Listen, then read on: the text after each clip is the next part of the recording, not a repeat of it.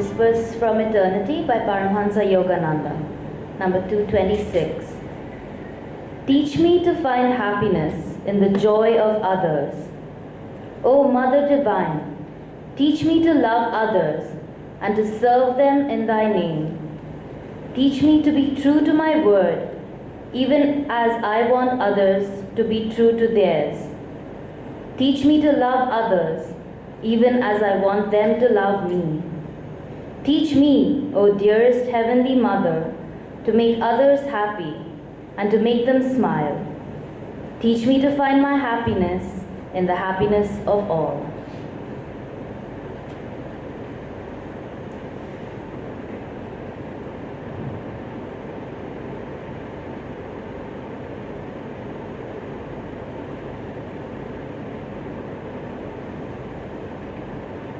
Today's reading from Essence of Bhagavad Gita by Swami Kriyananda. Whosoever will, with supreme devotion, impart this supreme sacred knowledge to my devotees, shall without a doubt come to me. No one among men performs a more priceless service to me, nor is there in all the world anyone more dear to me. My Guru once told a group of us, pray in this way: give me thyself, that I may give thee to all. That, he concluded, is the highest prayer.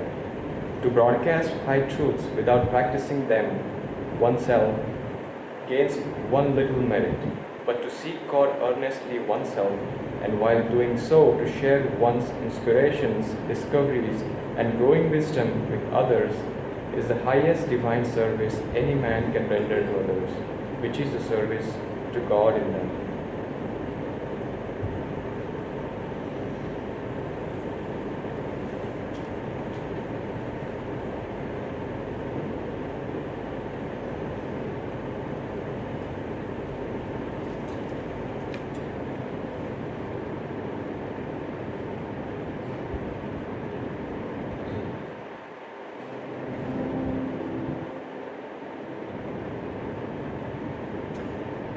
I would like to sing a song by Swami Kriyananda called Come Gather Round.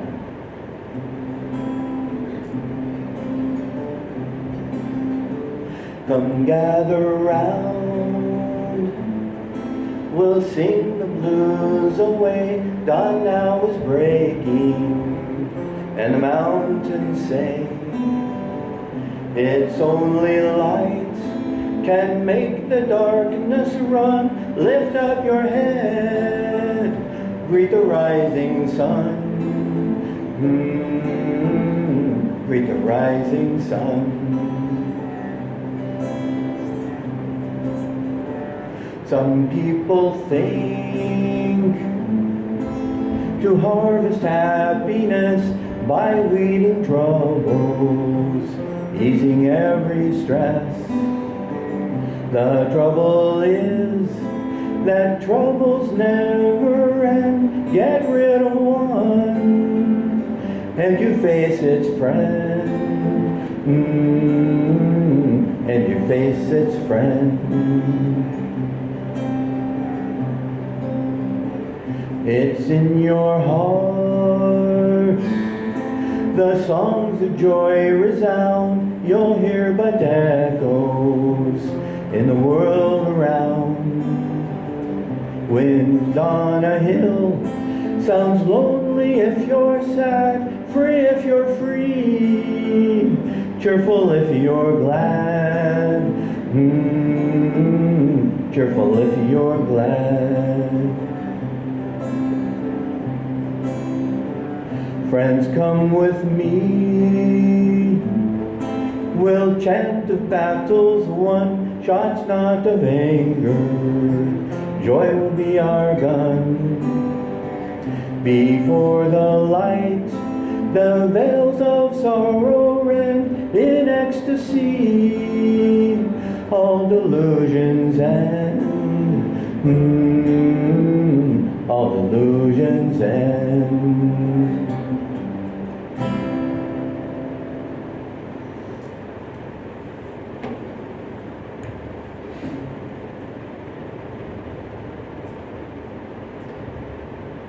the first time I heard that song, Swami Kriyananda sang it by himself. And I was thinking, here's a great yogi, supposed to be in the spine and very quiet and sort of soft-spoken. And here he was just singing with such sweet joy. And I found that the spirit of that music, the spirit of that song, permeated everything that would be called life at Ananda village, the Ananda way of life. It was really in the very word Ananda, joy. The expression of that joy, the bringing of that joy into every activity of life is really the way that we live. But in order to experience that joy, we can't just listen to a song, we can't just think, oh, wouldn't it be nice? We have to enter into it. We have to bring it into a reality within our own selves. And that really is where each of us has to take the responsibility to seek, to attune to understand that that joy is our true self, and to walk the path of yoga, which is the path of awakening ourselves to that truth within our own selves. The subject today is actually spiritual community, and subtitled, Why I Gave Up Surfing. Surfing waves in the ocean. Because when I was a young man, I loved to surf. Surfing gave me joy, or at least what I thought was joy. And I lived to surf from the time that I was about 13 until I became a devotee, really. The only thing that interested me was surfing. Every opportunity I had, I would go surfing. And even I would go surfing when I didn't have the opportunity. In other words, when I was supposed to be doing something else, I went surfing. And I remember cutting school one day in high school and going surfing instead. And I got caught. And the vice principal called me into his office and said, well, was it worth it? I went, yeah. Yeah, it was. It was worth it. And he didn't know what to say to that. That was just too much. But when I read the autobiography of a yogi, I began to realize that there was a kind of happiness that I wasn't experiencing. There was a kind of happiness that I longed for. And over time I began to realize that the joy of surfing wasn't really a dynamic state of joy. It was the absence of discontent. In other words, when I went surfing, my mind was taken off of my problems, all of the things that I didn't enjoy. But it was a kind of a peaceful state. But if you go into nature, you do feel more peaceful, especially near water. And when you surf, you're in the water, you're on the water, you're attuning yourself to this larger reality. And it was peaceful in its own way. But I have to say, looking back, I now realize that it was more the absence of awareness of my problems. And if you think about it, isn't this what people are doing when they quote-unquote have fun? They're doing something that takes them away from their problems. They're not actually doing something that in itself gives them joy. It gives them the absence. And then, in order to exaggerate the happiness of not having problems for a few moments, we get all excited and we whip it all up. So we're going, oh, we're having such a great time! And it comes out through our emotional consciousness. And then we pay the price for that, which is that we then experience a depression, a lack of that excitement. And then if we become conscious of this process, then we begin to realize that we're riding a roller coaster of life. The roller coaster that goes up and down emotionally.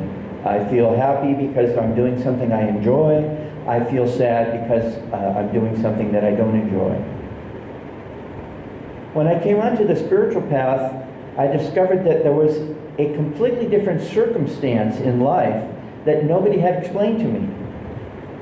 That joy was actually the foundational essence of life itself.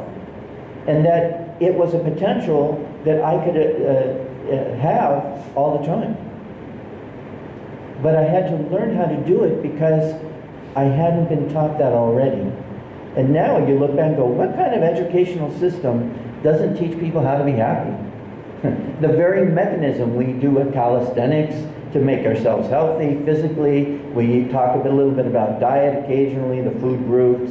We talk about getting along socially and politically.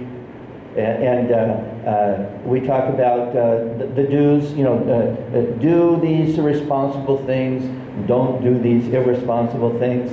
But we never talk about how to attune ourselves to, we all know, where can happiness be found? Inside. Everybody knows that, but where do we look? Outside. As yogis, we know that there's a power in this world that causes us to look outside, but that we must make the choice to begin to look at inside. And when I came onto the path and I read our biography of a yogi and I started taking the lessons and with the goal of getting Kriya, I was living by myself and none of my friends were into this, and it was very difficult. I had 1/2 horsepower, not even 1 whole horsepower, 1/2 horsepower. But I was trying, I was doing something, I was moving forward as best I could. Eventually, through my good fortune, I came upon an article about Swami Kriyananda, and I then came to the Ananda meditation retreat. And what I found was an environment in which not only did people seek to understand more about how to be happy from the inside out, they actually had been practicing the techniques that Yogananda taught. And so I could see right away that it was working. That here was a whole group of people who were happy. It didn't matter what they were doing. I said, I want that. These are my kind of people. They're happy people from the inside out. And then when I met Swamiji, of course we all know that it's like coming, I remember hiking in Hawaii, and I hiked up a trail in this very steep canyon. You really couldn't see anything until you came to an opening with this incredible waterfall that came down hundreds of feet to the most idyllic pool. And you just didn't, whoever imagined that such a place could exist? They don't exist in modern day urban life. You don't see places like that. Well, Ananda was a place like that. It was like an oasis. And as I began to become familiar with the teachings of India, I realized that there was this incredible tradition of people living this way. That for thousands of years, some people, not all people, but some people had chosen to live a life that promoted their inner connection to spirit rather than only their outward success. And when I found this group of people, I realized that this was a place that I could get the support that I needed, and hopefully, as time went by, add to the power of that group energy so that people could uplift themselves, so that we could consciously live a life of joy. And so, from the very beginning, Swamiji has taught us all to bring this inner consciousness into every activity that we do, to recognize that we are channels, and the quality of that channel is according to our attunement to spirit. And there's no limit to how purely we can reflect spirit. We're always reflecting spirit, but dimly when we're not attuned to our higher self. So this reading in the Gita, Krishna says, there is no one more dear to me than the devotee who shares me with others. the thing about Ananda is that it's an environment in which we experience this beautiful give and take, this constant, if you've ever seen one of those boxes with the water, usually it's colored inside, and you go like this and you see the wave, it goes back and forth like this. And it's a kind of balance. And that's what takes place in spiritual community, is what we find is that it's an environment in which we can grow ourselves spiritually. We can be inspired by others, we can be magnetized by others, we can be drawn into that group energy as it flows towards a joyful understanding, but we can also serve it, we can help it, we can lift it up. This idea that we want to be in tune with God not only for ourselves, but for others. If you think about it, what is the very best thing that you can do for virtually every person that you meet in this life? Know God. And bring that consciousness to the relationship. And this is, I've traveled all over the world with Kriyanandaji, and everywhere I've gone, not only does he make friends, but apparently he already has friends. Because doors open. People, either he knows people where he's been there before and they remember him and are so happy to see him again, or he makes new friends who virtually feel like they've always known him, and because their hearts are so appreciative of him. He recently was saying that he used to smile at people. But he said now people smile back at him before he even smiles at them. When we begin to live in this consciousness, the universe responds to us. So if you think about your everyday life and think, my responsibilities, the things that I have to do, my job, my income, my financial commitments, my earthly family, all of these things, and we think, now I really have to be responsible for this. And we need to ask ourselves that question. How can I be most responsible for those things? And the earthly mind says by giving them full outward attention, by not being distracted by too many other things. And so many people have grown up with the idea that spirituality is at the cost of outward responsibility. This is completely mistaken. Completely, it's not only mistaken, but you're making your life more difficult. We buy into this idea that we're going to be more successful if we leave the power of the universe out of the equation of our own lives. It doesn't make any sense, but we do it. When we attune ourselves to spirit flowing through our lives responsibly, in other words, you have to actively participate to your best ability. If you do it lackadaisically, you'll get lackadaisical results. But when we actively commit ourselves to it, incredible things can happen.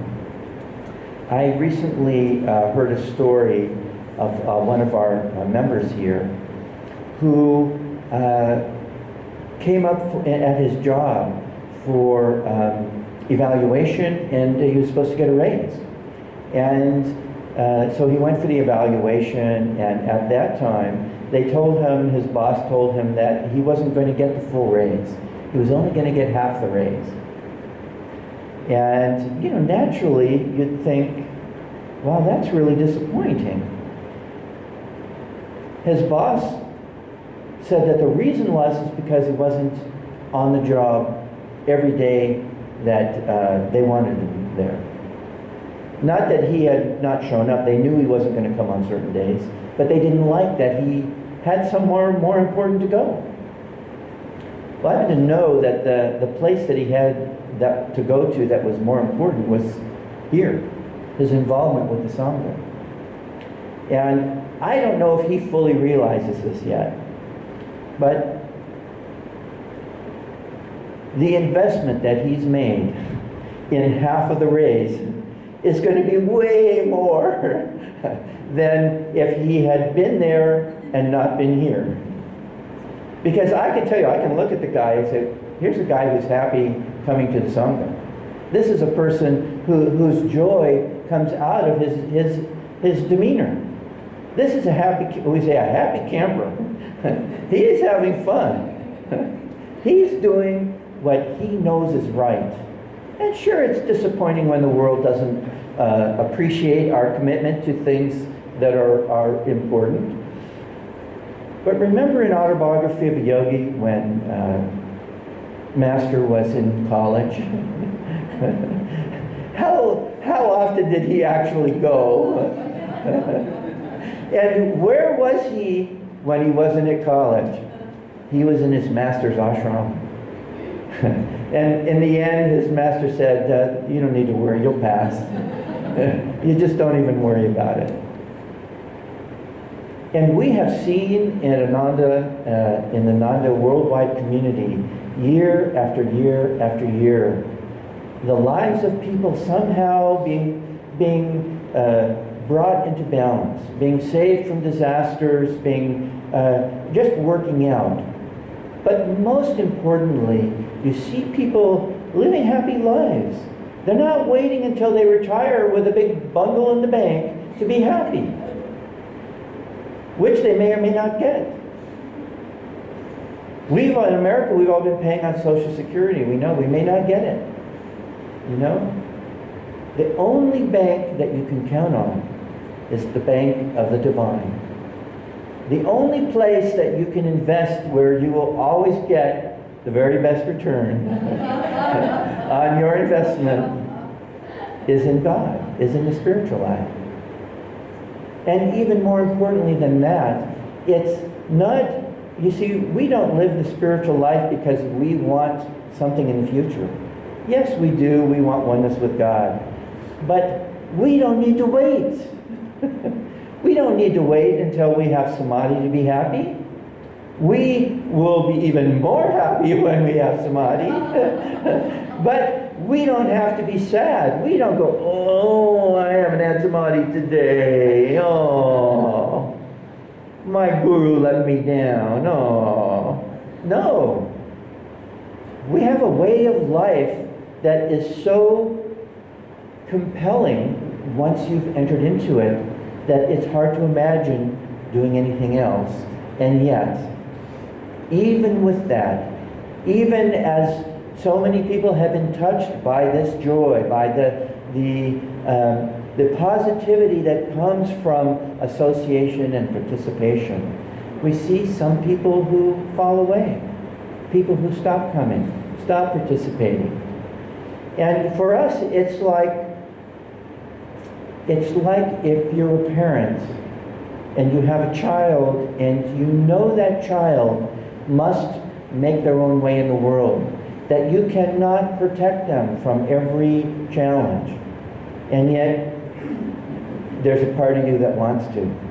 There's a part of you that says, I'm with you in spite of the idea that I don't, feel that you're making the best choice now. And you send them your prayers and your love and your support. And if they seek your help, you bring them back in right away and say, oh, it's so nice to see you again. We missed you. This is spiritual family. Well, I've seen people who went away for a beautiful story of a woman who was at Ananda village in the 70s, and she went away from the community in the late 70s, early 80s. And I'll just say she had adventures. Some very colorful adventures. But I'd say it's about 4 years ago now, she came back to being associated with Ananda. And her life completely changed. And in a certain way, you'd think that those years of being away were like she had to start back where she was, but that wasn't really true. Because now, having known the spiritual life, it had settled in her consciousness, and even though she had, had ups and downs and such, she came back to the path with a greater maturity, a greater understanding about what she really wanted, and a greater commitment.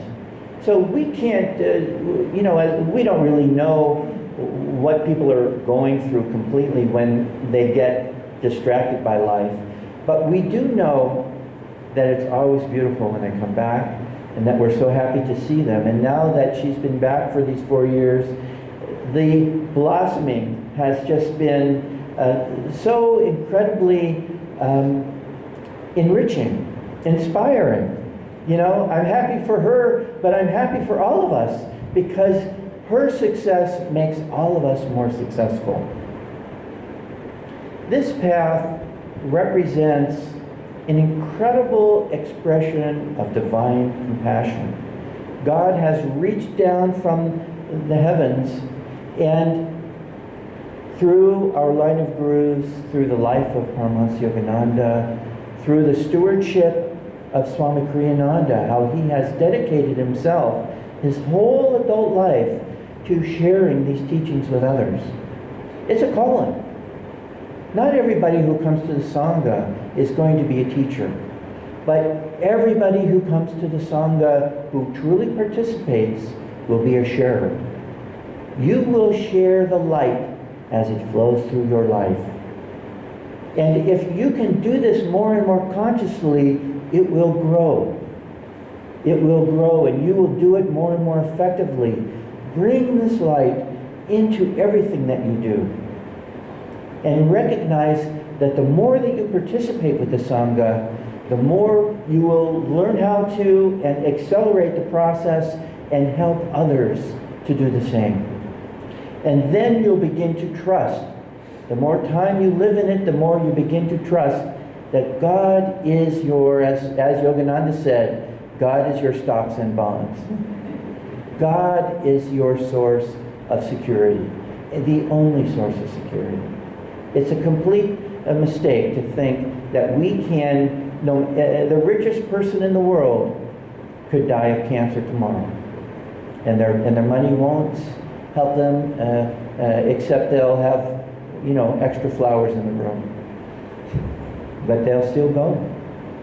The only protection that you have is in God.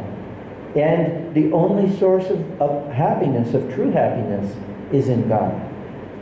So of course you're here, we say I'm preaching to the choir, but at the same time, as Swami Haridas would say, I'm giving you a pep talk. I'm saying, yes, let's remember how fantastic this is, and let's do like this other member who goes the extra mile, who gets the ticket at work, who gets, unappreciated, but gives himself to the spiritual life. This is the most transforming thing that we can do to be happy. And without happiness, we can't share happiness. We can only share things that we have to share. We recognize that this is God's happiness flowing through us to others. And again, as Krishna said, there is no one more dear than those who act as a channel for God's blessings to come into this world. Namaste.